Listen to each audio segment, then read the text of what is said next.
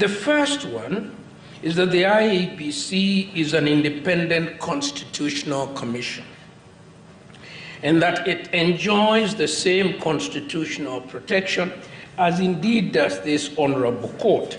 In fact, my lords, if you look at Article 249, sub-Article 2B of the Constitution, it is made absolutely clear that the Commission is not under the direction or control of any other body or authority. And it is our view that in the exercise of the mandate donated by law, that is to conduct and supervise referenda and elections, the IEBC ought not to be under the direction of any other body or authority. We have filed an appeal that raises 12 grounds. We have reduced these 12 grounds into 4 main thematic areas as follows. The finding as to the quorum of the Commission during the conduct of the work that is now impugned, and I will be arguing that point. The second one is the interpretation of the role of the appellant in relation to the process of amendment of the Constitution through popular initiative. That is grounds 2, 3, 7, 8, and 9, and that will be argued by my learned friend, Mr. Eric Gumbo. The third one is the place of administrative measures and processes guiding the performance of the appellant's mandate. That's grounds 4, 5, and 6, and that will be argued by my learned friend, Mr. Moses Kipkogei. And finally, I will argue the point of the proper jurisdiction of the High Court under Article 156(3), and then we will finish. Now, let me start with the quorum. It is our submission that the learned judges of the Superior Court erred in law and indeed, in fact, in their finding that the appellant lacked the requisite quorum for the performance of its mandate. We say that for 2 reasons. Reason number 1, the impugned finding is premised on a non-existent law. I will demonstrate to you that the law that the court purported to rely on to find that there was no quorum was no longer law because it had been declared to be unconstitutional by a court of competent jurisdiction. Secondly, my lords, the impugned findings ran foul of a subsisting decision in rem of a competent constitutional court. Let me go to the first one. Why do we say that there was no existing law? My lords, if you look at the findings of the Superior Court, and they are to be found in paragraphs 702, 714, and 719 of the judgment, and I think this is at pages 730, 7137, 7140, and 7142 of the record. It is apparent from a reading of those findings that the Superior Court premised its determination in respect of the appellant's quorum on the single ground that the provisions of paragraph 5 and 7 of the second schedule of the IBC Act were in force. As a matter of fact, they were not in force. Why were they not in force? They were not in force because in the case of Katiba Institute and another versus the Attorney General and another, Constitutional Petition number 548 of 2017, this is at page 238 of our authorities. Page? 238. Okay. Mutembei, and it is important to mention the name of the judge, Mutembei had declared these provisions to be unconstitutional. That is important because Mutembei was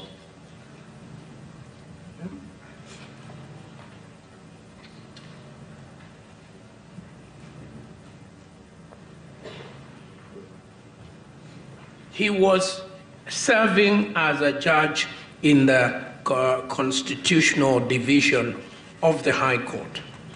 As if that is not enough, my lords, the decision by Mutembei remained the ruling jurisprudence on this point for 37 months, up to the time the matter now before you was brought to the Superior Court. During that whole time, there was never an appeal from the decision of Mutembei. And to the best of our ability, there has been no appeal. Now, the important question of law that arises is this: what is the effect of a declaration of unconstitutionality? What happens to the statute that a court of competent jurisdiction finds to be unconstitutional? The judges in the Superior Court seemed to suggest that what should happen is that you should revert to the status quo ante. It is our very humble view that there is no jurisprudence supporting such a position. Parliament first repeals, then enacts. So if Parliament repeals, then enacts, if a judge strikes down the repealed provision, there is no reenactment. It now means that that provision relating to quorum no longer exists. In our submissions, my Lord, we have made that argument at great length. I don't want to go into it.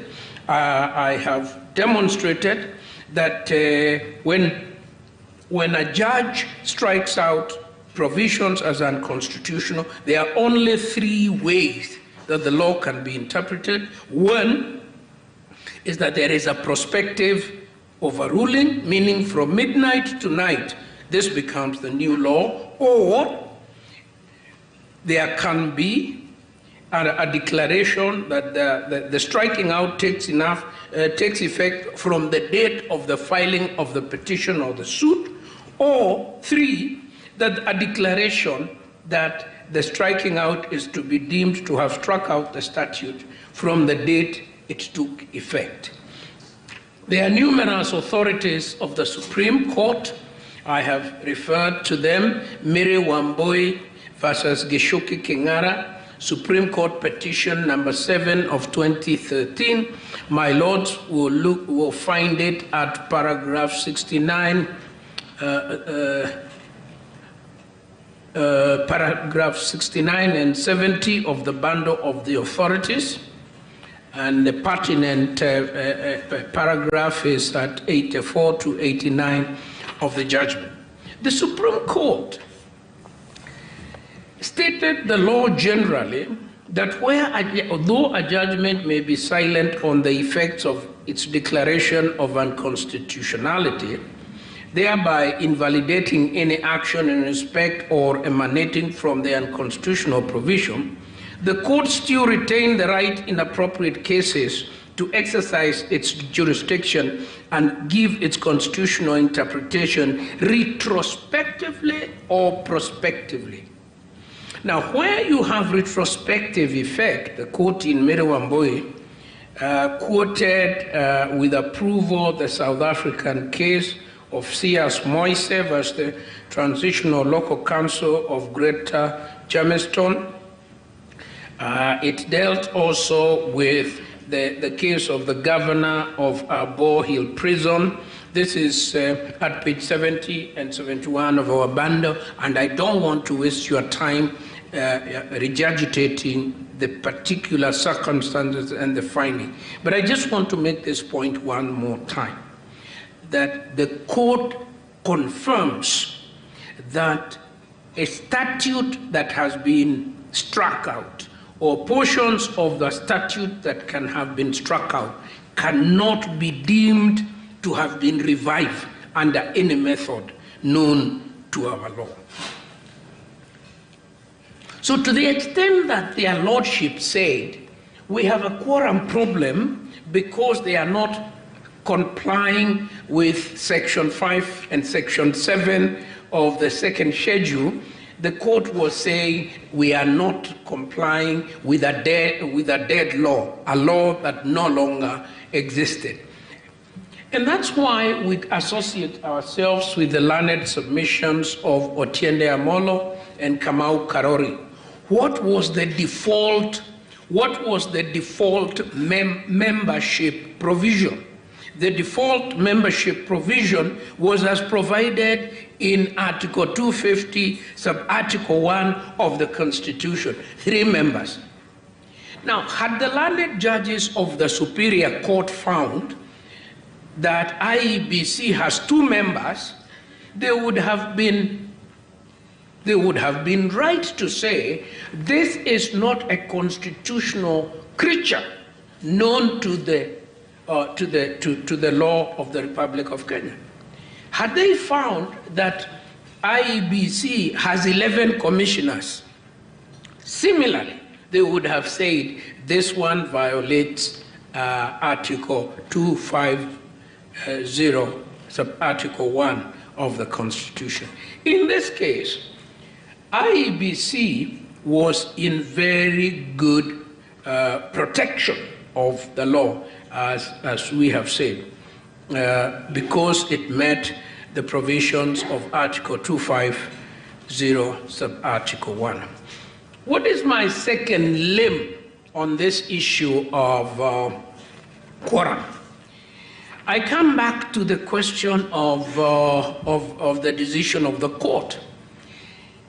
Orengo had been confronted directly with this question. In the case of Isaiah B. Watt versus IEBC and another, Nairobi High Court petition number 212 of 2018, which is authority number 10 in our, and you will find it at page 240 of our bundle of documents. Two significant issues were before Orengo, and I would like my lords to look at paragraph 27 of the judgment, her judgment, which is at page 245 of the bundle of the authorities. This is what the gracious judge said. She held that the IEBC Act contemplated that vacancies would arise.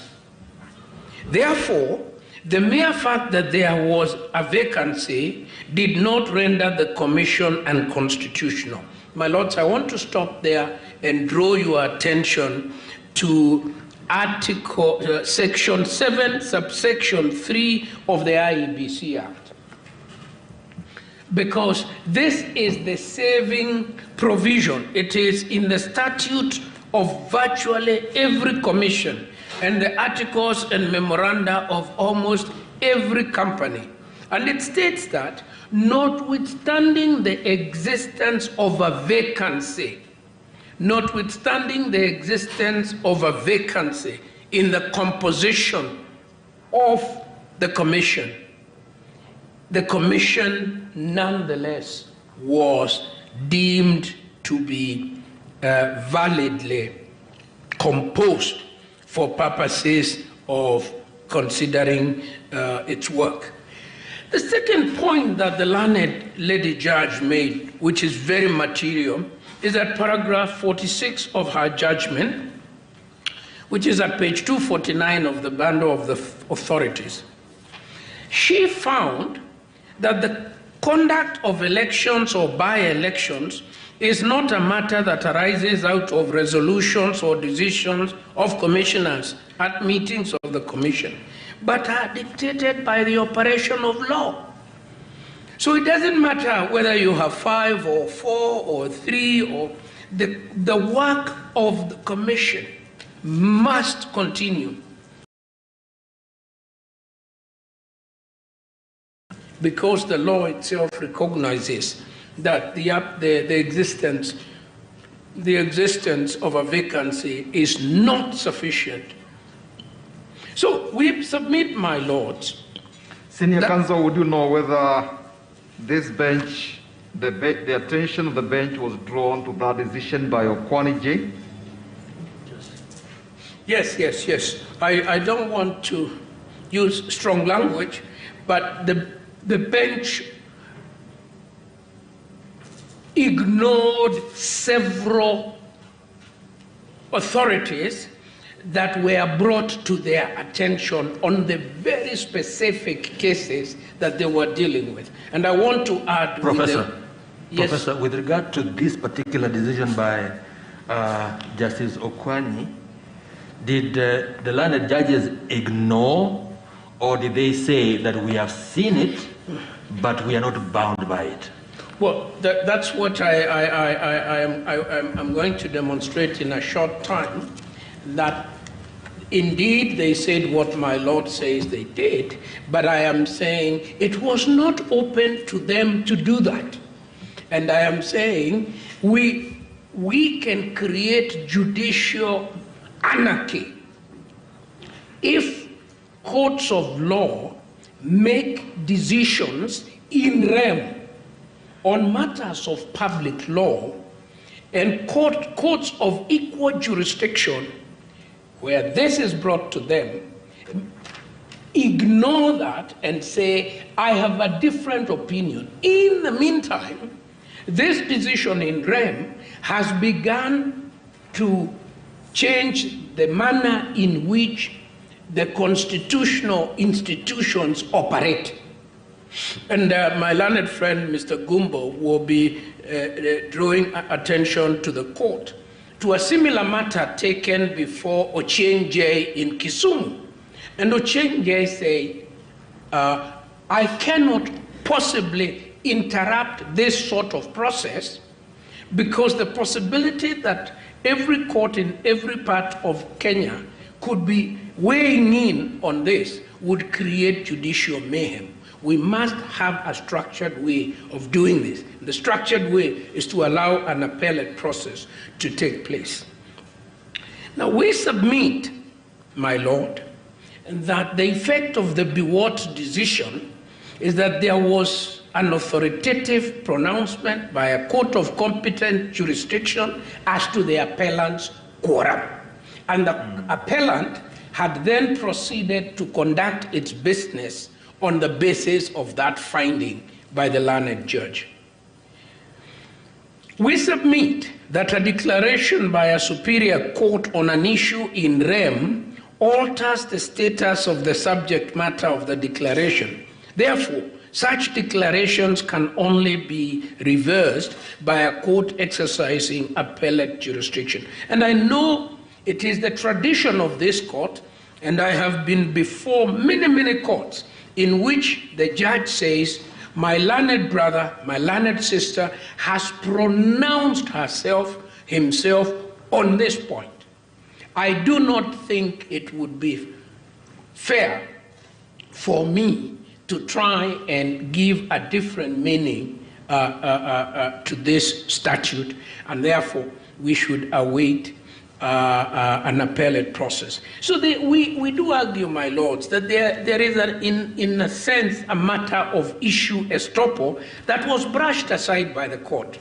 The court brushed it aside without giving some context to what this would mean in practice. There are two cases that I don't want to go into because we don't have the time. The Supreme Court of Canada, in the same of Radal versus Saskatchewan, It is at page 156 to 157 of our bundle, and it deals with this issue. The court in Ames versus the Queen, page 172 of our bundle.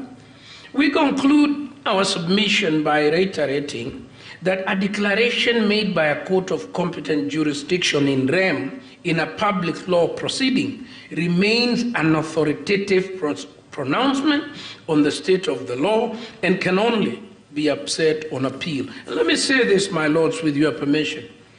We have become used these days to saying it was a three-judge bench, it was a 5-judge bench, it was a 7-judge bench. With tremendous respect, nothing in our jurisprudence turns on the number of judges. We do it out of abundant caution, out of demonstrating how important, how significant a matter is. But the jurisprudence of a single judge is as important as the jurisprudence of a 5-bench. And they cannot therefore have been saying, we are 5, we have overruled you.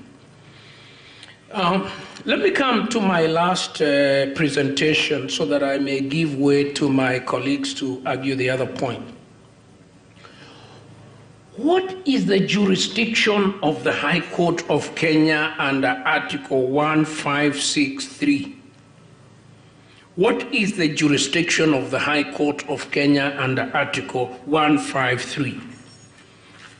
I have submitted before, and I'm happy to submit it again, that there seems this our very well-regarded Constitution, and I must say a bit of my life was put into it over 5 years, and it is praised for many things all over the world, transformative, radical, and so on and so forth.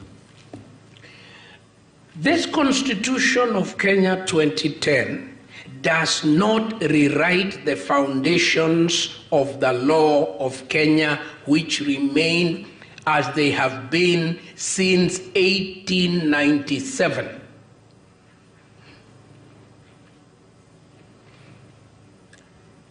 No court in Kenya has any jurisdiction to hear any grievance except a legal grievance. That was always the law, and it is the law after 2010. And therefore, to my mind, every dispute coming before the law must be anchored on the Constitution and on the law. Regrettably, a trend has taken root where all political, social, and economic grievances are given a very thin layer of law and taken before the court. And this has created a situation where, in my very humble view, the court is increasingly called upon to intervene in areas that it neither has the capacity nor the time, and which erodes the dignity of the court, because when the orders finally come out, they do not have the sanctity and certainty of judicial directions by the way of orders in the traditional sense. The High Court of Kenya, sitting as a constitutional court, has a limited jurisdiction. I know that is not a popular view, but it is the correct view in law, in my humble submission. The High Court of Kenya, sitting as a constitutional court, has a limited view. And that view is to entertain constitutional controversies brought to it by parties who have standing before the court and where a clear course of action exists. There is nothing in the Constitution of Kenya 2010 that said you can come to court if you have no nexus with the dispute, if you have no standing, if there is no course of action. You can write a big petition, throw it to the court and say, please help us because we are very annoyed with the action of the chief. That is not the law of Kenya. What then is the law of Kenya? If you look at what the judges in the Superior Court did, 9 out of 10 of what constitutes their order is an opinion. It is an advisory opinion. They say, we have reviewed as scholars and jurists and thinkers about the law, and we find this basic doctrine theory applies to Kenya.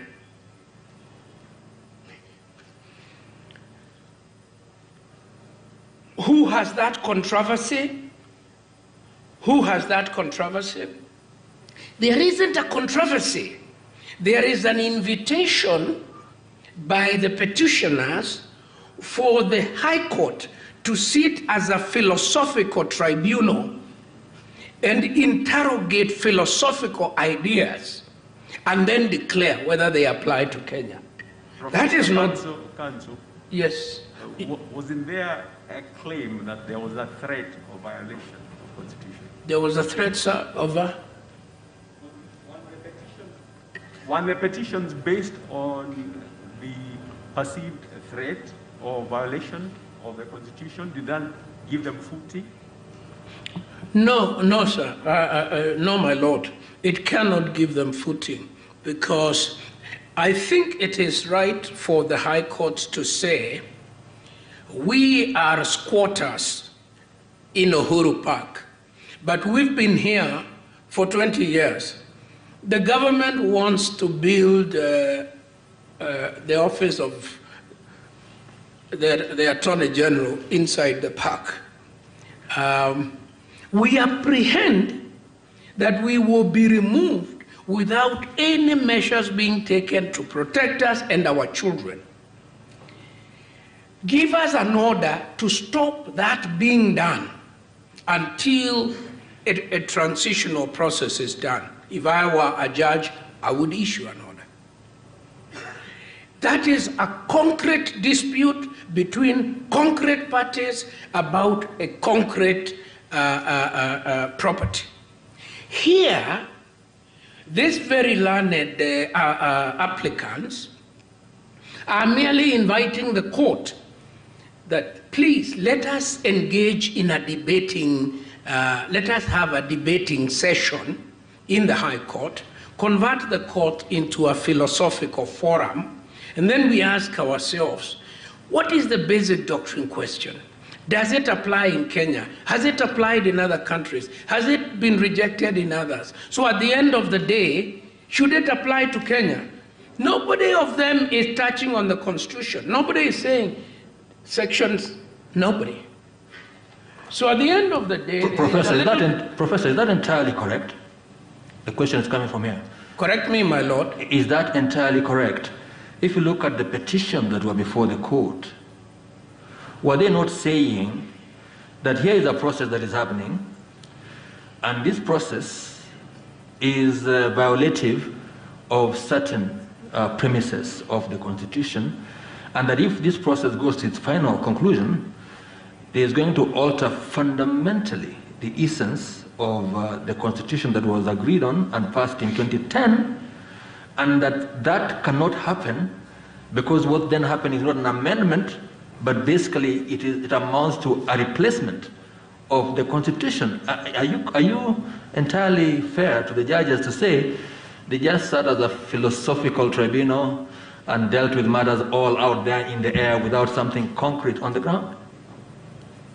What I was trying to do, my lord, was to draw a distinction between where the court is trying to stop something that potentially may happen, and with it happening, there would be a violation of the Constitution. Here, we have a legislative process, a referendum process, that is inchoate. And it's like saying that the court has issued an order to the Speaker of Parliament. Let me remind you, my Lord, when I was in the Guy Commission, we were writing the chapter on the judiciary. And the late Justice Moijo Kewa and a number of judges came to their own court, filed their own suit, and an order was given to them telling the commission that I was a member of not to discuss the chapter on the judiciary. Needless to say, that order was not capable of obedience. It was not capable of obedience, nor was it, in my very humble view, well-founded in law. It was a terrible case of judicial overreach, not to mention a terrible conflict of interest matter. In this matter, and I associate totally with my learned friend James Orengo, with whom I have not argued a matter on the same side for 20 years. So I am quite happy with this recent development. I am quite happy to associate with James Orengo's very, in my very humble view, very well thought out argument that a political process must be permitted to evolve politically. And a judicial intervention commends itself where that process is complete and a legal product exists to which the judges then say, this cannot be allowed to stand. Let me give you an example. One of the proposed changes is to bring in a judicial ombudsman. I personally don't know whether that is good or bad or whatever.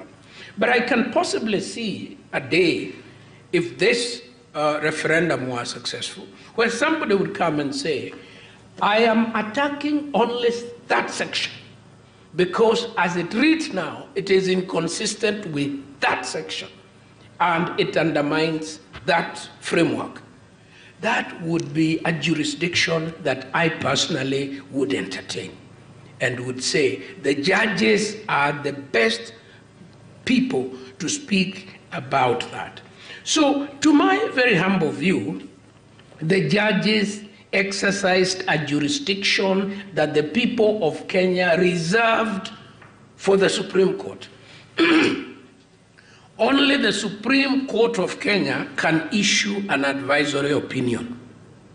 The High Court decided to give advisory opinions on hypothetical issues, coached in the language that it did.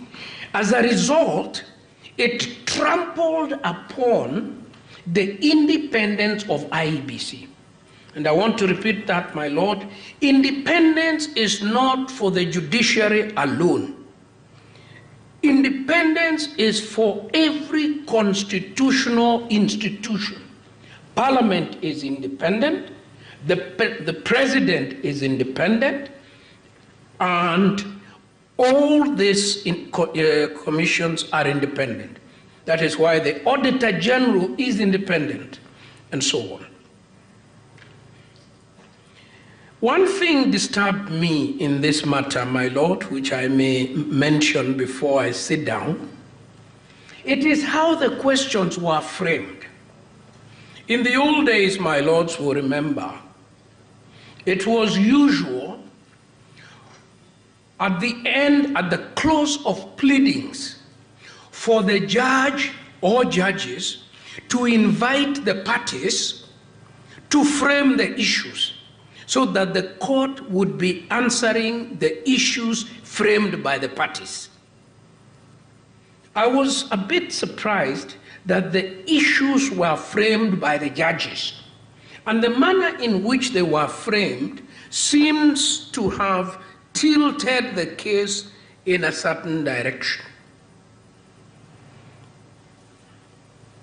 And I think Paul Mwangi spoke to the question of how framing the issues in that way allowed the judges to cherry pick the history of the Constitution and the controversies of the Constitution.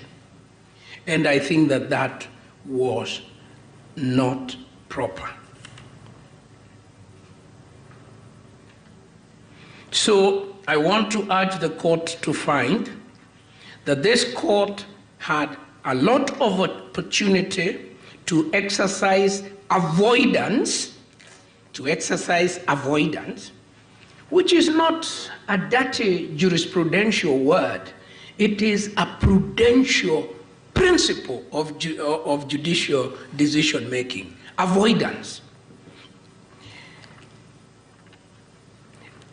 The court had an opportunity to find that the issues, the grievances brought to it were not live, they were not ripe.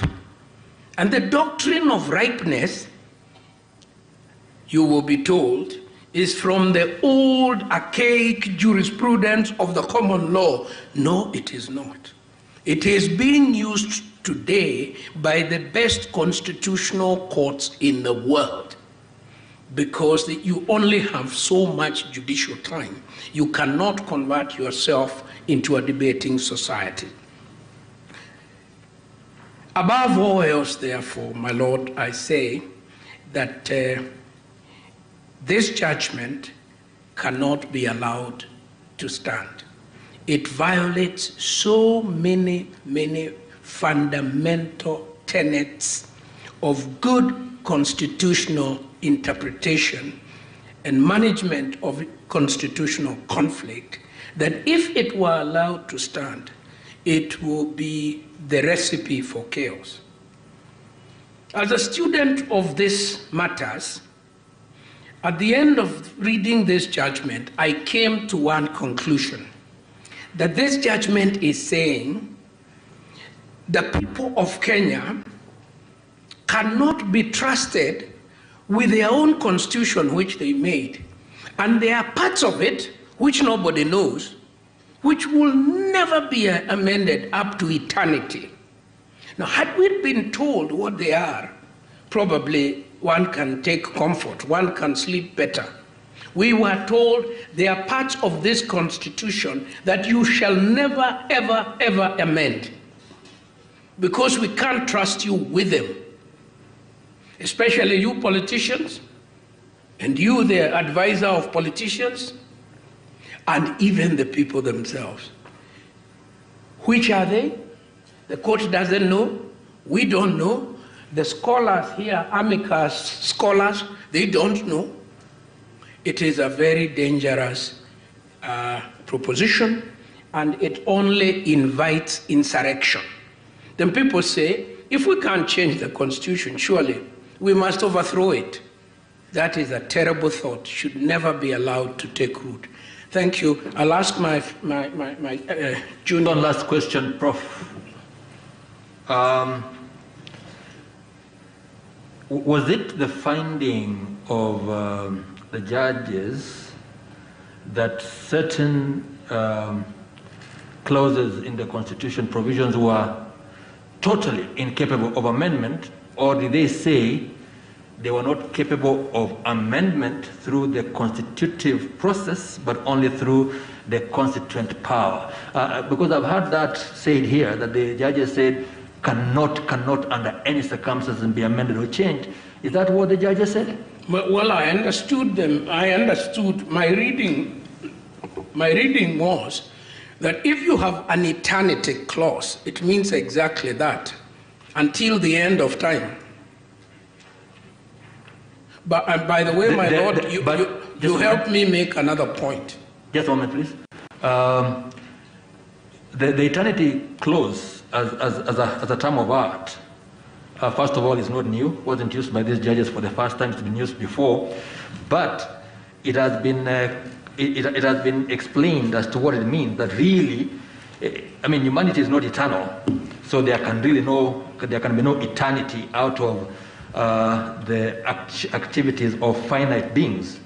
But that what it means really is that it's not amendable but by replacement. Isn't that what it means? As opposed to the end of time or beyond time, because eternity? My Lord, you help me make another point in answer to your question. Yes. In this judgment, all these terms are conflated as if they mean the same. Yeah? And it is very difficult for any jurist to understand at which point the judge uses eternity, in which way, at which he uses. For example, there is a very old method in constitutional law of making a distinction between entrenched provisions and non-entrenched provision.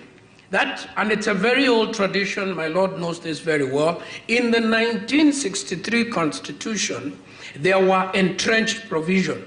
And in fact, in 1964, in the First Amendment making us a republic, the little one tucked beneath the republic was to remove then the provision requiring referendum for entrenched provisions. And so from 63 until 2010, we were sailing without any entrenched provision. In Bomas, we brought back the entrenched provisions. That's why you cannot change the sovereignty of Kenya, the national anthem, the several other things there, the independence of the judiciary, etc., etc., etc. Those are entrenched provisions. I don't know whether the judges think of those ones as basic structure, because to entrench is one thing, basic structure is an entirely other confusing doctrine. May I allow my assistant? Before you do that, let me take you back to the Biwott case. What was the reason that the High Court gave for not following it? And why do you say it is a decision in rem? Is my Lord asking what reason the court gave for allowing the commission to continue working? No, for not following the decision. No, Mr. Gumbo will deal with that. May I ask Mr. Gumbo to deal with that? Okay. Thank you, my lords.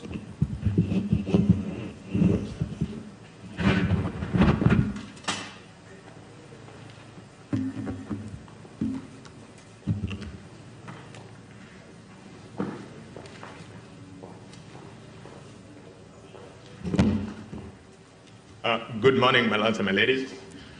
My name is Gumbo Eric. I will take this moment to address you on a number of issues, particularly arising under the second thematic area of the first appellant's written submissions. But before I get into that, perhaps I could start with the question that has been raised by my lord. My lord, when we say that those decisions are in rem, what we have in mind is, my lord, a decision issued in relation to a public law question does not apply to the parties who are before a court in that matter alone. If a constitutional interpretation is made this morning, my lords and my ladies, it shall apply to the matter that is before the court at that point in time, and it will also remain the law going forward until and unless changed by a different court. And that perhaps is the argument that we are making, that once that has been made, then really, for consistency and good order, we need to have the other courts. The question is, yes, did the High Court justify why it was not following it? My lord, in my understanding, there wasn't a proper justification in any of the matters that perhaps we are handling. There have been, in my reading of that judgment, indications in certain matters that perhaps arose in the course of the decision, where the judges say that I will not follow this. But when you get to the